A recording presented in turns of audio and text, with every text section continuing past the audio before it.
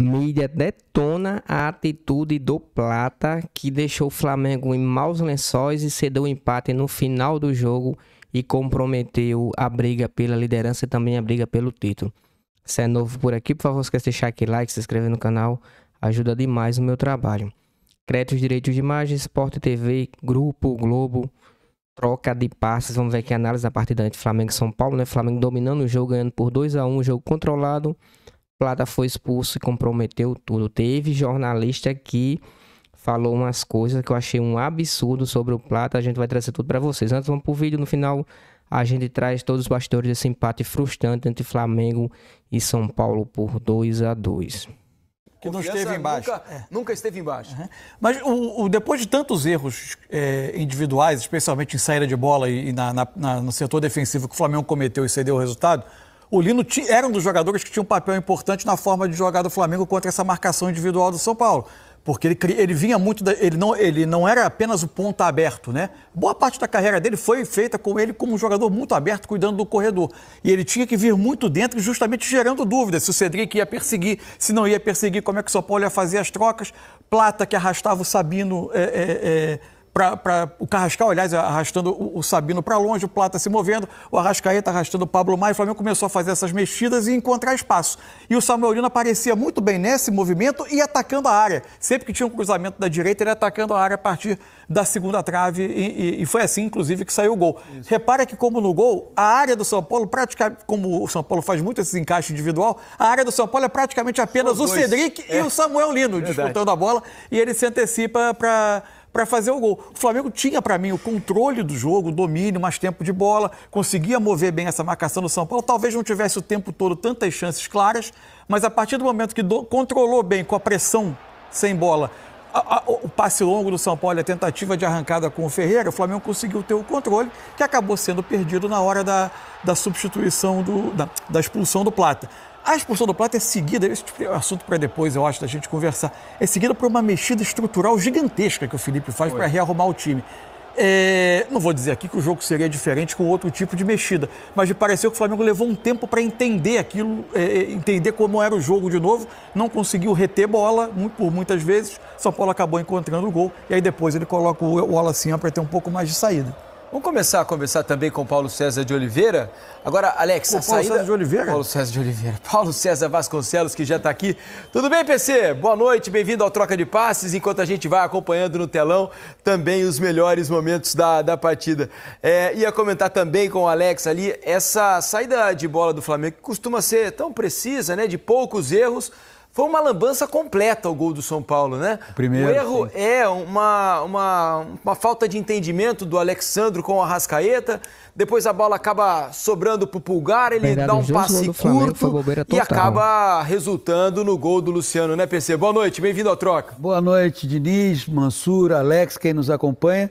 Na verdade, uma sequência de erros que surpreendem, porque o Flamengo dificilmente comete esse tipo de erro. E há um detalhe que chama a atenção.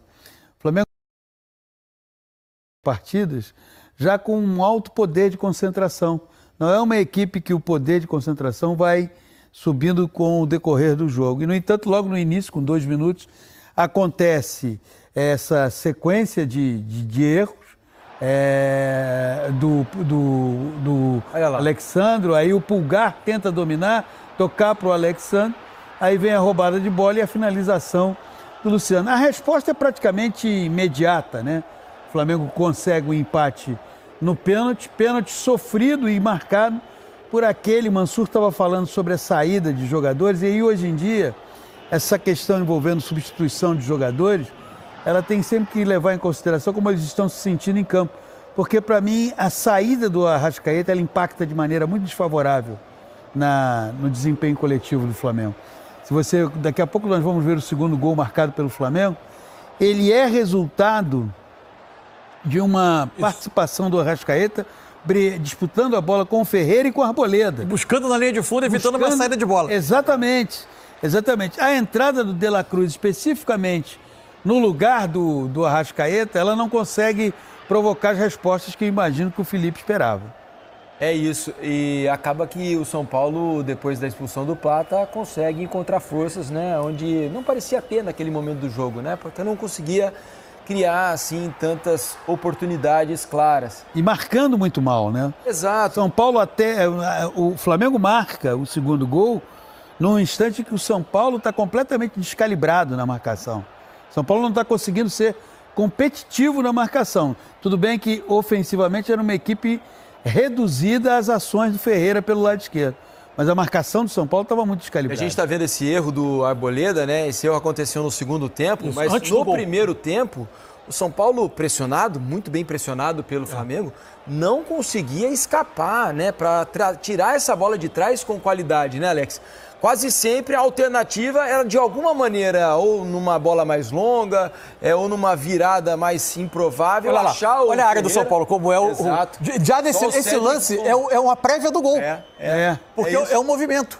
Agora, a saída do São Paulo foi muito ruim hoje, né? Claro que com muito mérito da marcação, pressão que o Flamengo fazia. E acarretou num primeiro tempo muito difícil para o São Paulo do ponto de vista ofensivo. O erro do Flamengo foi também em cima da pressão, mas foi um erro, só que somente por causa da pressão bem feita do São Paulo que ele conseguiu estar ali para fazer o gol. Não foi feito em muitos momentos do jogo, em poucos, né, Alex? Depois não foi coordenada. Né? O Flamengo ele conseguia ter a ideia, o encaixe e coordenado o movimento de todos os setores, eles andando e caminhando junto. E o São Paulo não conseguia. Às vezes o jogador ele vinha dar fazer um ataque de um lado, ele já reclamava porque o outro não vinha. Então faltou muito isso. Lógico que marcar o Flamengo não é fácil, mas o São Paulo teve dificuldade de acabar marcando. Se você também não marca bem um time técnico desse, não fica grande lance aí, ó. E do Lucas na bicicleta.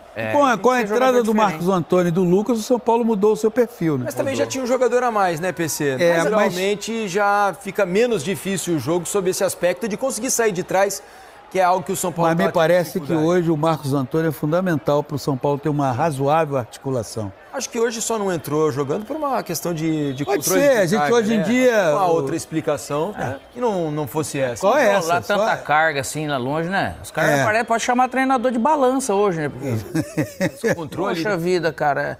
Não, jogador importante, não tem... É duro, tem momentos... Lógico que ele tem dados que a gente não tem, a gente brinca aqui. Tanto para, às vezes, você abrir mão de algo assim, né? São Paulo disputando vaga na Libertadores, né, PC? Não, e impacta. Porque, muito, é um jogador que impacta muito. Completamente, porque se você for olhar a dificuldade que o São Paulo teve para ter uma articulação de saída de jogo mais bem elaborada, ela passou porque você levantava a cabeça e não tem ninguém. Que o Luciano não é um jogador que, por característica, possa vir até o campo do São Paulo e dar uma organização nesse sentido. A partir da entrada do Marcos Antônio, com o cenário do São Paulo tendo um jogador a mais, mas independentemente disso, o Marcos Antônio é um articulador. E o São Paulo precisa muito dele, né? Muito, muito. São Paulo vai querer brigar até o fim por uma vaga na Libertadores. Hoje, contra o Flamengo, mas vou te dizer, próximo jogo contra o Bragantino, para o São Paulo é fundamental o Marcos Antônio começar o jogo. Aí você tem que conversar com a área específica e dizer, olha, amigo, temos que fazer alguma coisa aqui que entre ele começar e ter que ser substituído é melhor do que eu ter que colocá-lo no transcorrer do jogo. É verdade. Agora, do ponto de vista do São Paulo, a gente falava aqui, não foi ontem, né? A gente tem dito há bastante tempo o quanto o Ferreira... inexplicavelmente não começava as partidas do São Paulo, porque sempre que ele entrava, assim, se for ver, né? causava impacto. É o que eu digo na Avenida hoje ele, enfim, entrou no início do jogo e foi o melhor jogador do São Paulo no jogo, né? Eleito pela transmissão como o principal jogador da partida.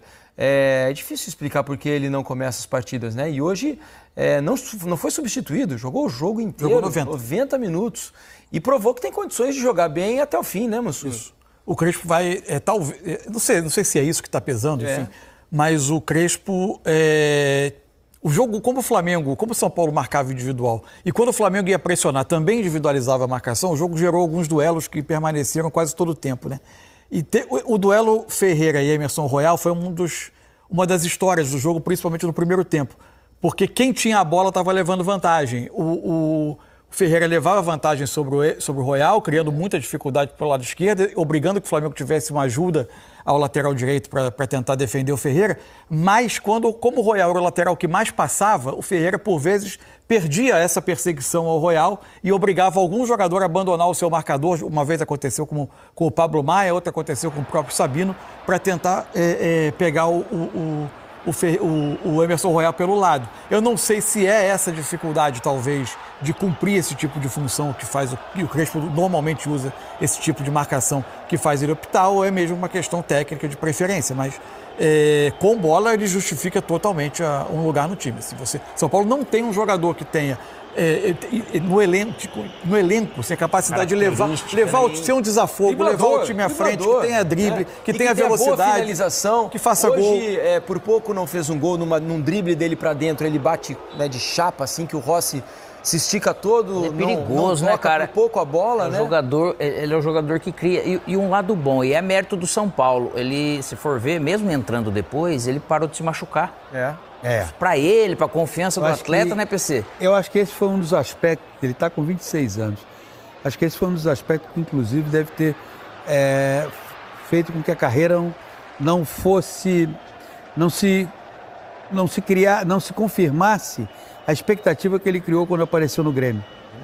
Porque ele tem características que elas jamais vão deixar de ser interessantes no futebol. É um jogador driblador, é um jogador que, atuando pelo lado esquerdo, corta para o meio e bate muito bem talvez possa ter contribuído um pouco até para o Crespo. Duas coisas. Primeiro, o Rigoni, o Crespo já deve ter se convencido, especialmente depois do jogo contra o Vasco no domingo, que o Rigoni não é essa opção. Pela imprecisão no acabamento das jogadas. E o que se espera do Ferreira talvez seja uma constância. Hoje foi o melhor em campo pelo lado do São Paulo. Então, domingo contra o Bragantino tem que voltar a ser. E para voltar a ser, eu penso que não pode baixar o nível de ambição no jogo. O que eu quero dizer com isso? O primeiro toque do marcador cai e pede falta. Não. Joga. Não abre mão de jogar ao primeiro corpo a corpo. E talvez isso, às vezes, sob o olhar do técnico, tenha muita importância. Porque o técnico olha e fala, mas logo na primeira hoje já está naqueles dias. Porque tem a leitura de cada um, né, na verdade. Exatamente. Né? Agora, voltando a falar sobre o Flamengo... Bom, esse foi um pequeno resumo aí do programa Troca de Passe. Vocês viram aí. Teve o jornalista Maurício Prado, para quem já conhece aí, sabe das pérolas do Maurício Prado, eu respeito o jornalista, baita no jornalista. Mas, na minha opinião, né, na minha concepção, ele errou feio nas palavras que ele usou pós-partida, empate do Flamengo pelo São Paulo 2-2. Chamou até o Plata de inútil. Falou imprestável e inútil. Essas palavras que ele usou, né, bem pesado. A gente sabe que o Plata errou muito, errou feio. Tem que ser cobrado. Inclusive, em própria coletiva, vários jornalistas perguntaram constantemente. Perguntaram se o Flamengo ia punir o Plata, já que puniu o Wallace naquele jogo lá diante do Bahia. Aquela expulsão ridícula, né, que comprometeu o resultado da partida. Mas, no meu ver, o Plata sim mereceu a expulsão. Mas não foi porque ele quis, né? Foi assim, um erro infantil. A bola acabou perdendo tempo e comprometeu o jogador do São Paulo. Foi expulsão justa, na minha opinião. Mas queira que não queira, comprometeu toda a equipe. O próprio Samuel Lino, pós-partida, falou sobre isso. A gente perdoa o jogador, a gente vai se doar por ele, mas ele errou e errou feio. O Samuel Lino deixou isso bem claro, né? Que ele acabou comprometendo o resultado da partida. O Flamengo tá ganhando por 2-1. Jogo controlado, com mais posse de bola, mais finalização. O São Paulo mal ameaçava o Flamengo, né? Mal chegava ao ataque. Pra você ter ideia, o gol do São Paulo contra o Flamengo foi uma bobeira total da defesa. Segundo gol também da mesma forma. Ou seja, 2 erros aí que acabou tirando o resultado positivo do Flamengo, que a gente sabe que cada jogo agora é decisivo. Eram 8 rodadas, agora só tem 7. Se o Palmeiras ganhar amanhã do Santos, que provavelmente ganha, né? O elenco do Palmeiras ser infinitamente mais, tá jogando melhor do que o Santos. O Santos brigando para não cair, Deus nos acuda. E provavelmente ganhe e fique difícil a situação do Flamengo, porque vai depender de 2 rodadas para poder reverter a situação. Vai ter que torcer para o Palmeiras perder 2 vezes, porque só, né, vamos dizer assim, só uma derrota não vai ser o suficiente, já que o número de vitória do Palmeiras é bem melhor do que o próprio Flamengo.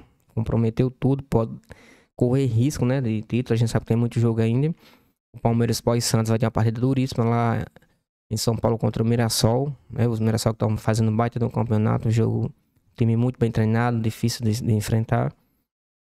Entretanto, não justifica, né? O Flamengo agora vai ter outro jogo domingo, outra pedreira também contra o Santos, no Maracanã. E agora torcer. Vamos esperar pelo menos um empate também, que eu acho bem improvável, mas vai que aconteça futebol, né? Tudo pode acontecer, é clássico. Vai que o Santos entra aí como tem jogado nas últimas partidas, com sangue nos olhos. Conseguisse pelo menos um empate, seria do menos dano. O Flamengo perdeu bobeira contra o Fortaleza. Hoje, novamente, contra o Grêmio, contra o Vasco. Jogos simples, que era para ter ganho e não ganhou. E ele mesmo deixou o campeonato de lado, né? Por atitudes, vamos dizer assim, displicentes, preguiçosas. Principalmente contra o Fortaleza, o primeiro tempo horrível. E acabou jogando o campeonato num lixo. Ainda não tem nada perdido, né? Como falei, ainda tem 7 rodadas ainda. Mas nessa pegada assim fica muito difícil a gente sonhar com algum título em relação ao Brasileirão. Mas deixa aí seu comentário, tá bom? Espero que tenham gostado do vídeo. Se puder deixar aquele like e se inscrever no canal, ajuda demais. Créditos, direitos de imagem, Sport TV, Grupo Globo. Troca de passes. Valeu.